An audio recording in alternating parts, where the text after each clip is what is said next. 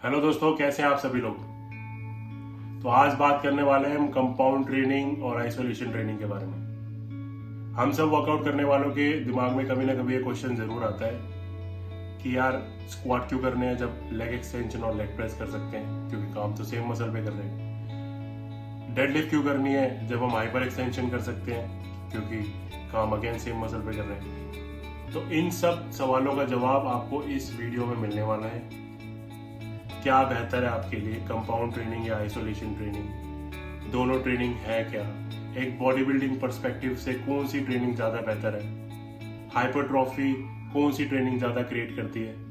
तो ये सब इस वीडियो में आपको इन सब चीजों का जवाब मिलने वाला है। तो आइए शुरू करते हैं और जानते हैं कि ये दोनों ट्रेनिंग के एडवांटेजेस क्या हैं। एक बॉडी बिल्डिंग पर्सपेक्टिव से देखें तो कौन सी ट्रेनिंग ज्यादा बेहतर है। शुरुआत करते हैं कंपाउंड ट्रेनिंग से। क्या है कंपाउंड मूवमेंट, क्या है compound lift? A movement that involves more than one muscle group और more than one joint is called compound movement. अब स्क्वाट एक एग्जांपल है कंपाउंड मूवमेंट का।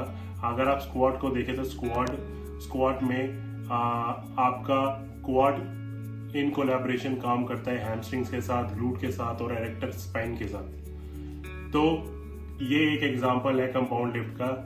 बाकी एग्जांपल हो गए आपके डेड लिफ्ट हो गया, आपका पुलअप्स हो गए, आपके बेंच प्रेस हो गए। These are all compound movements, compound lifts. बात करें हम आइसोलेशन के बारे में, तो जैसा कि नाम से ही पता चल जाता है, isolation in a movement in which one muscle group is involve and one joint is involve is called isolation movement. जैसे कि हो गया आपका extension is a good example.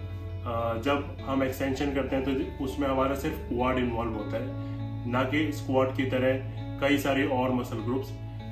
सिर्फ एक्सटेंशन करते टाइम आपका क्वाड और उसकी 4 मसल, जो कि हो गया आपका rectus femoris, vastus intermedius, vastus लैटरलिस, vastus medius, यही इन्वॉल्व होते हैं, यही ट्रेन करते हैं, यही काम करती हैं। तो leg curl, leg extension, seated shoulder press on machine, ये एक आइसोलेशन ट्रेनिंग के एग्जांपल्स हैं।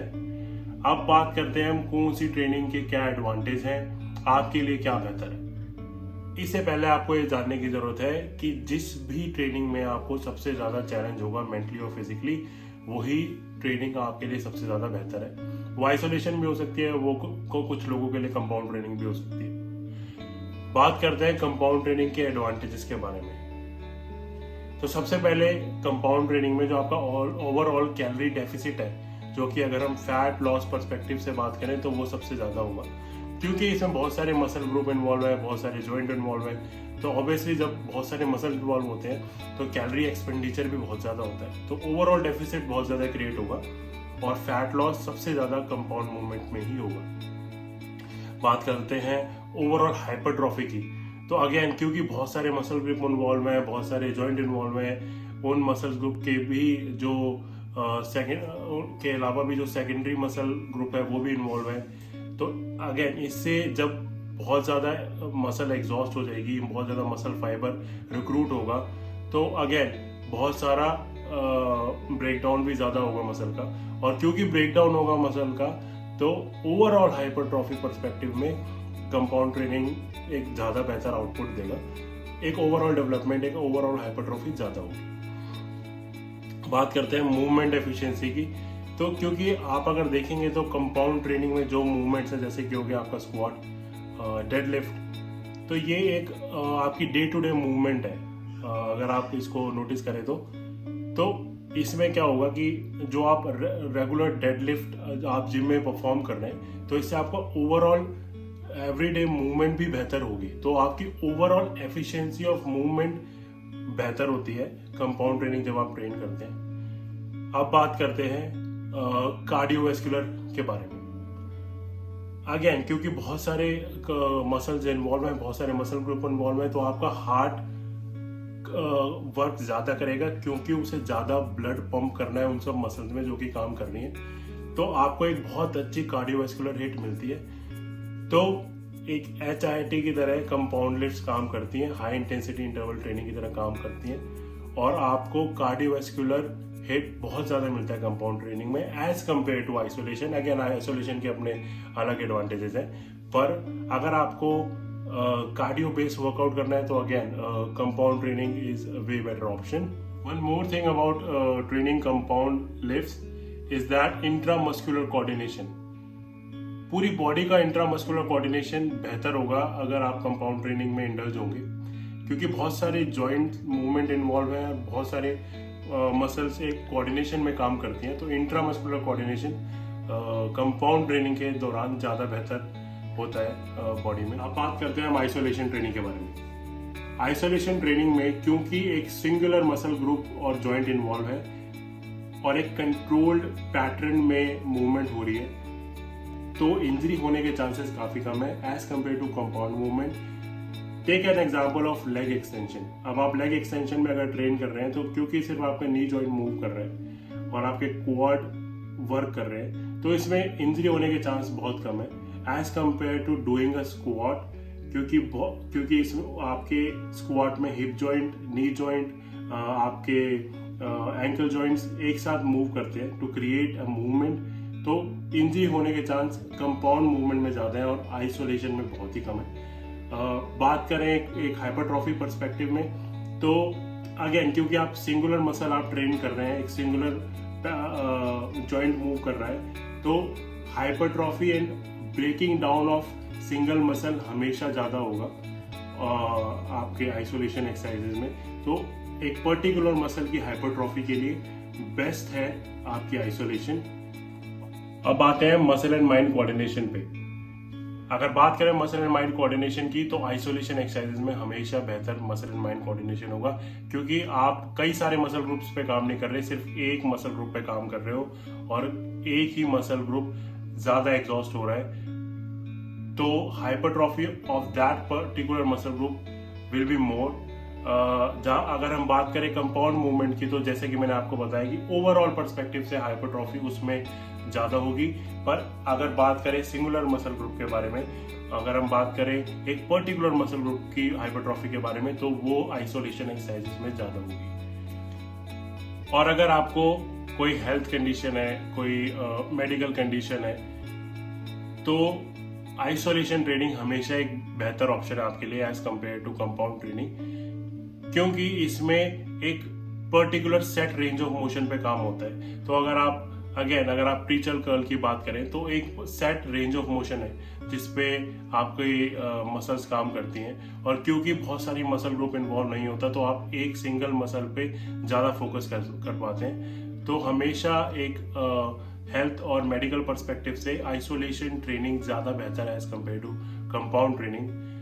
अगेन अगर मसल इम्बैलेंस की बात करें, क्योंकि सबकी बॉडी में मस्कुलर इम्बैलेंसेस होते हैं, तो मस्कुलर इम्बैलेंसेस कंपाउंड ट्रेनिंग से ज़्यादा बेहतर ट्रीट कर सकते हैं आप। आइसोलेशन एक्सरसाइजेज जिसमें अगर आप शोल्डर प्रेस कर रहे हैं या फिर लेग एक्सटेंशन कर रहे हैं, तो उसमें आप ज़्यादा बेहतर तरीके से मस्कुलर इम्बैलेंस को एनकाउंटर कर सकते हैं as compare to compound training. इन सब एडवांटेजेस से आपको ये तो पता चल गया होगा कि कौन सी एक्सरसाइजेज आपको ज़्यादा बेहतर आप पे काम करेंगी। अब आइसोलेशन एक्सरसाइजेस के अपने एडवांटेज है, कंपाउंड ट्रेनिंग के अपने एडवांटेज है। अगर आपको इंट्रामस्कुलर कोऑर्डिनेशन बेहतर करना है, तो अब आप जानते हैं कि आपको कंपाउंड ट्रेनिंग करनी चाहिए। अगर आपको मसल एंड माइंड कोऑर्डिनेशन ज़्यादा स्टैब्लिश करना है, तो आपको आइसोलेशन ट्रेनिंग करनी चाहिए। अगर आपकी कोई हेल्थ कंडीशन है, मेडिकल कंडीशन है, then it is always preferable to start with isolation exercises and slowly move towards the compound exercises. Compound exercise करने के लिए आपका करंट फिटनेस लेवल अच्छा होना चाहिए, तभी आप कंपाउंड ट्रेनिंग के साथ शुरुआत कर सकते हैं। दोनों ही मूवमेंट्स के अपने अपने एडवांटेजेस हैं और अपनी अपनी जगह पे दोनों ही मूवमेंट्स करनी चाहिए। You should be doing a balance of both the movements, क्योंकि दोनों मूवमेंट के अपने एडवांटेज हैं।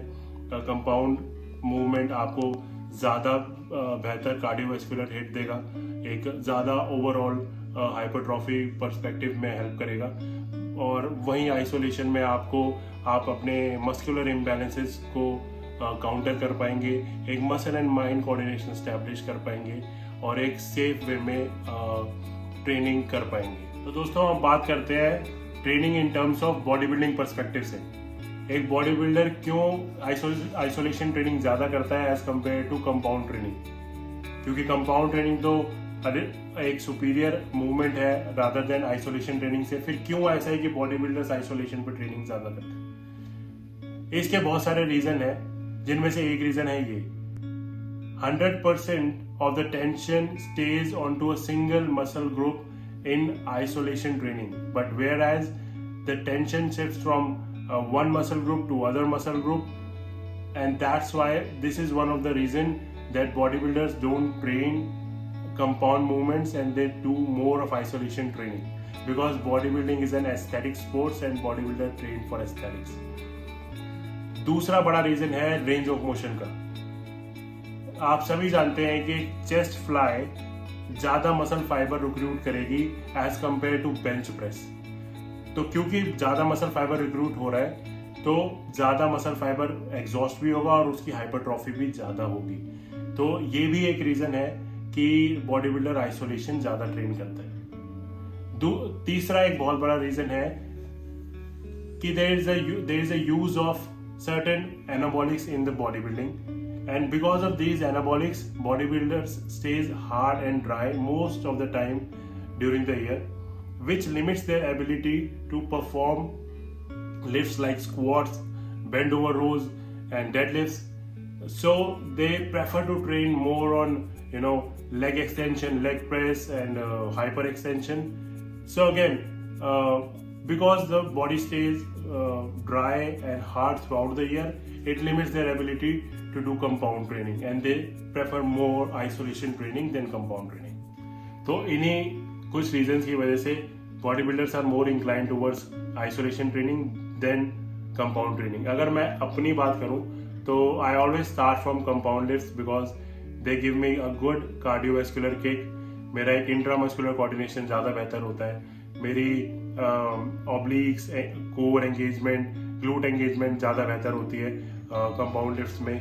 And then slowly and steadily in my training I shift on to the isolation training. तो दोस्तों आपको ये वीडियो कैसा लगा आप ज़रूर मेरे को कमेंट में बताएं। इस वीडियो को लाइक करें, शेयर करके अपना प्यार दें और सब्सक्राइब करें ज़रूर ज़रूर ज़रूर। Thank you guys, thank you so much. See you in the next video.